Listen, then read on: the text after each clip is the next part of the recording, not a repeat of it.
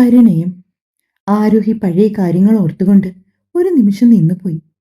കുളിക്കാനായി തറവാടിന് പിന്നിലെ കുളത്തിലേക്ക് ആരോഹി പോകുന്ന നേരത്തായിരുന്നു ഒരു പാത്രത്തില് അല്പം മഞ്ഞളുമായി ഗായത്രി ഓടി അവിടേക്ക് വന്നത്. മോളെ, കുളിച്ചു കയറില്ലേ? ദാ ഇത് ഇത്തിരി ദേഹത്തേക്ക് പുരട്ട്, സ്കിന്നിന് നല്ലതാ.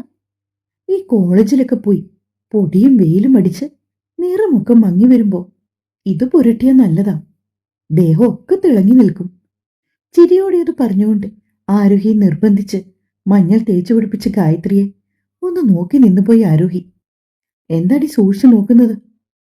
ആരോഹിയുടെ ആ നോട്ടം അത്ര പിടിക്കാത്തതുപോലെ ഗായത്രി ചോദിച്ചു. അല്ലമ്മായി, ഞാൻ ഓർക്കുമായിരുന്നു ഓന്ത് ഇത്ര വേഗം നിറം മാറുമോന്ന്. ഇല്ലായിരിക്കും അല്ലേ? ഒരു ചോദ്യം പോലെ ആരോഹി അത് പറഞ്ഞുകൊണ്ട് ഉമ്മറത്തേക്ക് നടന്നെങ്കിലും അല്പസമയം വേണ്ടി വന്നു ഗായത്രിക്ക് ആരോഹി പറഞ്ഞതിന്റെ പൊരുൾ മനസ്സിലാക്കാൻ. ആ സമയം കൊണ്ട് തന്നെ ആരോഹി ഉമ്മറത്തിരുന്ന അവളുടെ ഹെൽമെറ്റും സ്കൂട്ടിയും എടുത്ത് പുറത്തേക്ക് പോയിരുന്നു. അസത്ത് പെണ്ണ, നമ്മുടെ അർജുൻമോന്റെ തലയിൽ നിന്ന് ഒഴിഞ്ഞു പോയത് നന്നായിന്ന് കരുതിയാൽ മതി. ഗായത്രിക്ക് തൊട്ടടുത്ത് നിന്ന് നിർമ്മല അങ്ങനെ പറഞ്ഞതും ഗായത്രിക്ക് ഒരു സന്തോഷം തോന്നി. അല്ലേലും നീ ഒന്ന് ആലോചിച്ച് നോക്കിയേ കായു, നമ്മുടെ അപ്പുവിനെ പോലൊരു ചെക്കനെ ഇവൾക്ക് സ്വപ്നം കാണാൻ കഴിയുമോ? ഒരു ഭൂലോക രംഭ. നോക്കുമ്പോ ഇത്തിരി തൊലിവെളുപ്പ് സൗന്ദര്യമുണ്ട്, ഒക്കെ ശരിയാ. പക്ഷെ ജീവിക്കാൻ വേണ്ടത് കാശാ. അവളുടെ തന്തയുടെയും തള്ളയുടെയും കയ്യിൽ കാശിന് ഗതിയുണ്ടോ? അതുകൊണ്ടല്ലേ കൊടുക്കാനുള്ളതെല്ലാം കൊടുത്ത് കെട്ടിച്ചയച്ചിട്ടും സ്വന്തം വീട്ടിൽ വന്നിങ്ങനെ അട്ടിപ്പേർ കിടക്കുന്നത്. അടുക്കളയിൽ നിന്ന് ഹോളിലേക്ക് പോകാനായി വന്ന വസ്തുത അവരുടെ ഈ വക സംസാരങ്ങളെല്ലാം കേട്ടുകൊണ്ട് ഒന്ന് ചലിക്കാൻ പോലും ആകാതെ അവിടെ തന്നെ നിന്നു. അവരുടെ കണ്ണിൽ നിന്നും കണ്ണീർ ഉതിർന്നു വീഴുന്നുണ്ടായിരുന്നു. ചിലതൊക്കെ മനസ്സിൽ ഉറപ്പിച്ച് വസുത മുൻപോട്ട് നടക്കുമ്പോഴേക്കും ഹോളിലേക്ക് കൃഷ്ണമേനോൻ വന്നിരുന്നു. അയാളെ കണ്ടതും ഗായത്രിയും നിർമ്മലയും പതിയെ അവരുടെ മുറികളിലേക്ക് പോകാൻ തുടങ്ങിയപ്പോഴേക്കും പിന്നിൽ നിന്ന് അയാളുടെ വിളി വന്നു. ഗായത്രി നിർമ്മല ഒന്നവിടെ നിന്നേ. കാലുകൾ പിടിച്ചു കെട്ടിയതുപോലെ അവർ രണ്ടാളും അവിടെ നിന്നു. എല്ലാവരും കൂട്ടുകുടുംബമായിട്ടാണ് ഇവിടെ താമസിക്കുന്നത്. ഓരോ വാക്കുകളും ഉപയോഗിക്കുമ്പോൾ അത്രയേറെ സൂക്ഷിച്ചു വേണം.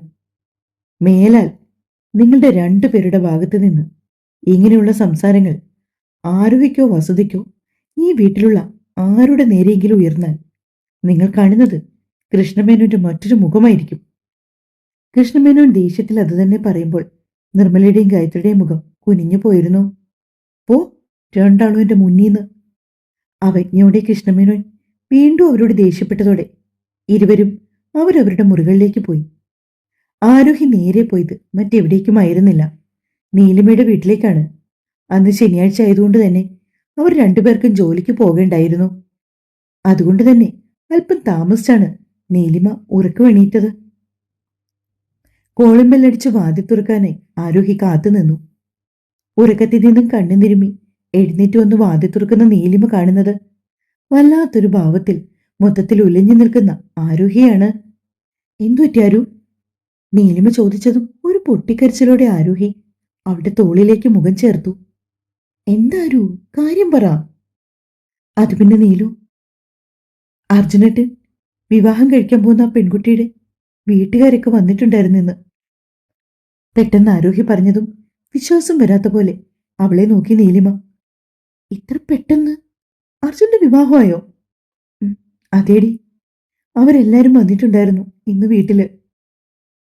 അവർ വന്നു പോയി കഴിഞ്ഞപ്പോ നിന്റെ അമ്മായി നിന്നെ ഒന്നും രണ്ടും പറഞ്ഞ് കുത്തി നോവിച്ചിട്ടുണ്ടാകും അല്ലേ? ഗായത്രിയുടെ സ്വഭാവം നന്നായി അറിയാവുന്നത് കൊണ്ട് തന്നെ നീലു അതാണ് ആദ്യം ചോദിച്ചത്. പിന്നല്ലാതെ, നിനക്കറിയാവുന്നതല്ലേ അമ്മായിയുടെ സ്വഭാവം. അവർക്ക് എന്തെങ്കിലും ഇത്തിരി കിട്ടിയാ പോരെ. ഇപ്പൊ യോഗ്യനായ മരുമകളെ മോന് കിട്ടിയതിന്റെ സന്തോഷത്തിലാണവർ. സന്തോഷിക്കട്ടെ, സന്തോഷിക്കട്ടെ. അവരുടെ മോന്റെ യഥാർത്ഥ സ്വഭാവം അറിഞ്ഞു കഴിഞ്ഞാൽ ആ പെണ്ണ് എപ്പോ കളഞ്ഞിട്ട് പോയെന്ന് ചോദിച്ചാ പോരെ. നീലു പറഞ്ഞപ്പോ അത് ശരിവെച്ചെന്ന അർത്ഥത്തിൽ ആരോഹി തലകുലുക്കി. ആ, അതൊക്കെ പോട്ടെ, അതെന്തെങ്കിലും ആവട്ടെ. നീ എന്തിനാണ് ഇതിന്റെ പേരിൽ കരഞ്ഞത്? നിന്നോട് ഞാനൊരു 100 പ്രാവശ്യം പറഞ്ഞതല്ലേ ഇനിയും ആ വൃത്തികെട്ടവനെ ഓർത്ത് കരയരുതെന്ന്. എടി, അവന്റെ ആ സ്വഭാവം നമുക്ക് തിരിച്ചറിയാൻ പറ്റിയത് തന്നെ വലിയ ഭാഗ്യമാണ്. ഇതിപ്പോ ഒരുമാതിരി കണ്ണീർ സീരിയലിലെ നായികയെ പോലെ. നീ എന്തിനാ ഇങ്ങനെ കരഞ്ഞു പിഴിഞ്ഞ് നടക്കുന്നത്? അവന്റെ മുമ്പിൽ അന്തസ്സായി തല ഉയർത്തിപ്പിടിച്ച് നടക്കണ്ടേ? എന്തോ എനിക്കതിന് പറ്റുന്നില്ല നീലു. എന്നെ 5 വർഷം ചതിക്കുമല്ലായിരുന്നു അവൻ. ആ ബോധ്യം നിനക്കുണ്ടല്ലോ. അപ്പൊ പിന്നെ നീ അതിന്റെ കൂടെ അവന്റെ മുമ്പിൽ കരഞ്ഞുകൂവി നടന്നു കഴിഞ്ഞാലുള്ള അവന്റെ ചിന്താഗതി എന്തായിരിക്കും? അതൊക്കെ ഒന്ന് ആലോചിക്ക്. സ്വയം ആലോചിച്ചു വേണം ഓരോ തീരുമാനം എടുക്കാൻ. അല്ലെങ്കിൽ നമുക്ക് മറ്റൊരു കാര്യം ചെയ്യാം. അവനേക്കാളും എന്തുകൊണ്ടും യോഗ്യനായ ഒരു പയ്യനെ കണ്ടെത്തി നിന്റെ കല്യാണം ആദ്യം നടത്തിയാലോ? നീലു ഒരു കള്ളച്ചിരിയോടുകൂടി ആരോഗ്യോട് ചോദിച്ചപ്പോ ആരോഗ്യയുടെ മുഖം കൂടുതൽ കൂർത്തു. ദേ നീലു, വേണ്ടാട്ടോ. പിന്നെ നിനക്ക് എന്നായാലും വിവാഹം കഴിക്കണ്ടേ? അതോ ഇനി തേച്ചിട്ട് പോയ അർജുനെ ഓർത്ത് കാലാകാലങ്ങളായി കല്യാണം കഴിക്കാതെ നിങ്ങളുടെ പ്രണയത്തിന്റെ സ്മാരകമായിട്ട് നിലകൊള്ളാനാണോ നിന്റെ ഉദ്ദേശം? പൂടി, അങ്ങനൊന്നുമല്ല. എല്ലാം അറിഞ്ഞ് നല്ലൊരു ബന്ധം ഒത്തുവരുവാണെങ്കിൽ ഞാൻ വിവാഹം കഴിക്കും. ഞാനെന്തിനാ ഇനി അവനെ ഓർത്ത് നിൽക്കുന്നേ? ഇതിപ്പോ എന്നോട് പറയും, എന്നിട്ട് വീട്ടിൽ പോയിരുന്ന് മൂങ്ങുകയും ചെയ്യും. ഏയ്, ഇനി ഞാൻ അവനെ ഓർത്ത് കരയില്ലാടി. എന്നാലും പെട്ടെന്ന് അവരൊക്കെ വന്നപ്പോ എനിക്ക് വല്ലാതെ വിഷമമായി. വീട്ടിലിരുന്ന് സങ്കടപ്പെട്ട് പിന്നെ അത് കണ്ട അമ്മയ്ക്കും കൂടി വിഷമം കൂടത്തേ ഉള്ളൂ. അതാ പിന്നെ ഞാൻ വണ്ടിയെടുത്ത് നേരെ ഇങ്ങി പോകുന്നത്. അതൊക്കെ പോട്ടെ, നിന്റെ വണ്ടി എപ്പോ കിട്ടി? കുറച്ചുനാൾ വർക്ക്ഷോപ്പിലല്ലായിരുന്നോ? അതേടി, അത് ഇന്നലെ ആ പയ്യൻ പണിയൊക്കെ കഴിഞ്ഞിട്ട് വണ്ടി ശരിയാക്കി വീട്ടിൽ കൊണ്ടുവന്ന് തന്നു. അതേതായാലും നന്നായി. ഇനിയിപ്പോ വണ്ടിയിൽ ഓഫീസിലേക്ക് വരാലോ. അതെ, ഇനിയിപ്പോ ബസ്സിലെ തള്ളും സഹിച്ച് ഓഫീസിൽ പോവണ്ട. മാത്രമല്ല സമയത്തിന് എത്തുകയും ചെയ്യാം. എടി, ഓഫീസിന്റെ കാര്യം പറഞ്ഞപ്പോഴാ ഞാനൊരു കാര്യം ഓർത്തത്. എന്തു പറയുന്നു നമ്മുടെ അക്ഷിത് സാർ? നീലിമ ഒരു കള്ളച്ചിരിയോടുകൂടിയാണ് ആരോഹിയോടത് ചോദിച്ചത്. കുനിഞ്ഞിരുന്ന് ഫോണിൽ നോക്കി മറുപടി കൊടുത്ത ആരോഹി ആദ്യം നീലിമയുടെ ആ ചിരി കണ്ടിരുന്നില്ല. പിന്നീട് അവൾ പതിയെ മുഖം ഉയർത്തി നോക്കി. അതിന് നീ എന്തിനാ ചിരിക്കുന്നേ? അങ്ങനല്ല, ഇപ്പൊ നമ്മുടെ ഓഫീസിലൊരു സംസാരമുണ്ട്. എന്ത് സംസാരം? മറ്റൊന്നുമല്ല, അക്ഷിത് സാറിന് നിന്നോട് എന്തോ ഒരു... ബാക്കി പറയാതെ നീലിമ നിർത്തി. അത് കണ്ടതും ആരോഹി രൂക്ഷമായി അവളെ നോക്കിക്കൊണ്ട് ചോദിച്ചു, എന്ത്? അങ്ങനല്ല, ആദ്യം നിങ്ങൾ ഭയങ്കര വഴക്കൊക്കെ ആയിരുന്നല്ലോ. സാർ എന്തോ നിന്നെ പിടിച്ച് PS ആക്കിയപ്പോ എല്ലാരും കരുതിയത് പ്രതികാരം ചെയ്യാനാണെന്നാ. ഇതിപ്പോ പ്രതികാരവുമില്ല. നീലിമ വീണ്ടും പറഞ്ഞു നിർത്തിക്കൊണ്ട് ആരോഹിയെ ഇടം കണ്ണിട്ട് ഒന്നു നോക്കി. അവളുടെ മുഖത്ത് ഭാവവ്യത്യാസം എന്തേലും ഉണ്ടോ എന്ന് അറിയുവാനാണ് ആ നോട്ടം. പ്രതികാരവുമില്ല? നീ ബാക്കി കൂടി പറയുന്നുണ്ടോ നീലു? ഇതിപ്പോ കുറെ നേരമായി ഒരുമാതിരി ആളെ വട്ടാക്കുന്ന പോലെ. അങ്ങനല്ല, സാറിന് നിന്നോട്... എന്നോട് ചെറിയ രീതിയിൽ പ്രേമമുണ്ടോന്ന് ഓഫീസിൽ പരക്കിയൊരു സംസാരമുണ്ട്. ആരോഗ്യ പക്ഷേ അത് ആദ്യമായിട്ടായിരുന്നു അങ്ങനെ ഒരു സംസാരം ഓഫീസിൽ നടക്കുന്നുണ്ടെന്ന് കേട്ടത്. എന്ന് ആര് പറഞ്ഞു? ആരോഗ്യ അല്പം ദേഷ്യത്തോടെ നീലിമയോട് ചോദിച്ചു. എന്റെ പൊന്നുമോളെ, നീ ചൂടാവല്ലേ. ഞാൻ വെറുതെ... അവിടെ ഇങ്ങനെ കുറെ ആൾക്കാരൊക്കെ പറയുന്നു കേട്ടു. പിന്നെ ഞാൻ നിന്നോട് സത്യം പറയാലോ എന്ന് വിചാരിച്ച് ചോദിച്ചതാ. എങ്കിൽ കേട്ടോളൂ, ഞങ്ങൾ തമ്മിൽ അങ്ങനെ ഒന്നുമില്ല. അതൊക്കെ സാറിന്റെ ആ അനിയത്തി ഉണ്ടല്ലോ, അനന്യ, ആ പെണ്ണ് പറഞ്ഞു പരത്തുന്നതാ. എന്തൊരു അഹങ്കാരമാണ് ആ പെണ്ണിന്. 2-3 പ്രാവശ്യമേ ഞാൻ കണ്ടിട്ടുള്ളൂ. ആ 2 പ്രാവശ്യവും ഒരു കാര്യമില്ലാതെ എന്നോടൊന്ന് ദേഷ്യപ്പെട്ടു. ഒരു പ്രാവശ്യം എന്നെ സാറിനെയും ചേർത്ത് മോശമായ രീതിയിൽ സംസാരിച്ചപ്പോ നല്ല മറുപടി കൊടുത്തതാണ് ഞാന്. ആ പെണ്ണിന് എന്താണ് എന്നോട് ഇത്ര ദേഷ്യമെന്ന് എത്ര ആലോചിച്ചിട്ടും എനിക്കൊരു പിടുത്തവും കിട്ടുന്നില്ല. എടി, അത് വേറൊന്നും കൊണ്ടല്ല, സിമ്പിളാണ്. അവളുടെ ഒരു കൂട്ടുകാരിയുണ്ട്, പ്രിയങ്ക. ആ പെണ്ണും അക്ഷിത് സാറും തമ്മിലുള്ള വിവാഹം ഇവരുടെ ഫാമിലി ഉറപ്പിച്ചു വച്ചിരിക്കുന്നതോ മറ്റോ ആണ്. പക്ഷെ ഇതുവരെയും സാർ ആ പെണ്ണിനോട് ഏസ് പറഞ്ഞിട്ടില്ല. അങ്ങനെ ചേട്ടനെ കൊണ്ട് ആത്മാർത്ഥ കൂട്ടുകാരിയെ കെട്ടിക്കാനുള്ള തത്രപ്പാടിലാണ് അനന്യ. അതിന്റെ ഇടയ്ക്കോട്ടല്ലേ നീ ചെന്ന് കയറിയത്. ഇനി എങ്ങാനും നീയും സാറും തമ്മിൽ പ്രേമത്തിലായി പോകുമോ എന്നുള്ള പേടികൊണ്ടാണ് അനന്യ വന്ന് നിന്നോട് ഈ ഇഷ്ടമൊക്കെ കാണിക്കുന്നത്. എന്നാലും എന്റെ നീലു, ഈ കാര്യങ്ങളൊക്കെ നീ എങ്ങനെ അറിഞ്ഞു? എടിമോളെ, നീ അക്ഷിത് സാറിന്റെ ക്യാബിനിലല്ലേ ഇരിക്കുന്നത്. നിനക്ക് പുറത്തു നടക്കുന്ന കാര്യങ്ങളൊന്നും അറിയില്ലല്ലോ. പിന്നെ നീ മറ്റ് സ്റ്റാഫുകളെ ഒന്നും കാണുന്നുമില്ല. ഞങ്ങളുടെയൊക്കെ ഡിപ്പാർട്ട്മെന്റിൽ ഇതൊക്കെ എല്ലാവരും അങ്ങോട്ടും ഇങ്ങോട്ടും പറയുന്നതാ. ഇവരുടെയൊക്കെ കുടുംബകാര്യമാണ് അവിടുത്തെ ചർച്ച.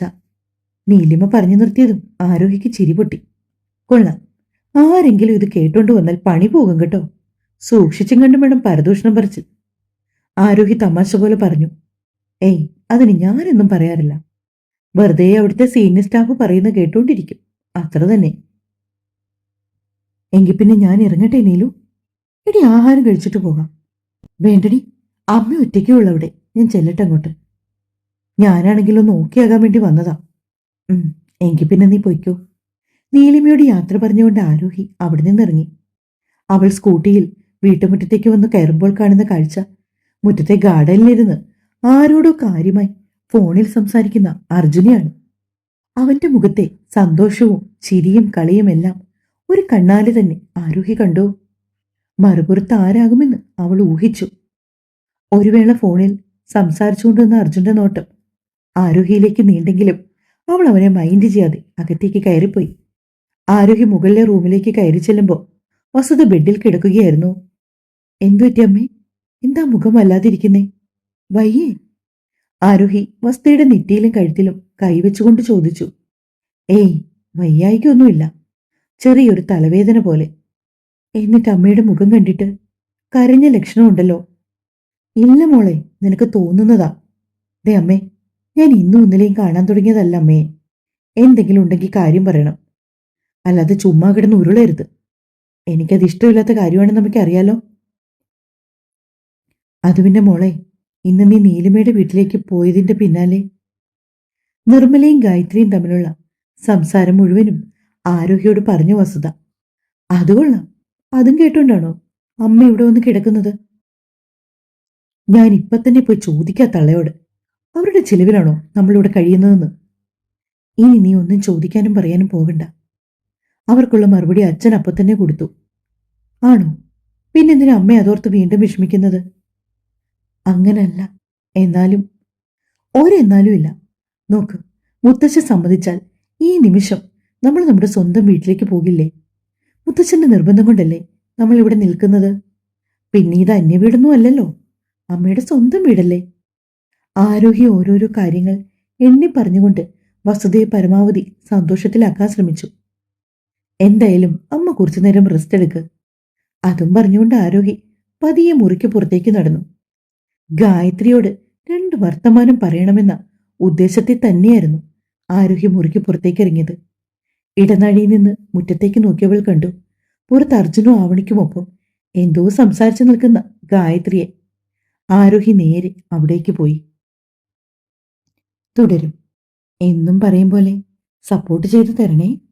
സ്നേഹത്തോടെ നിങ്ങളുടെ സ്വന്തം മിത്ര.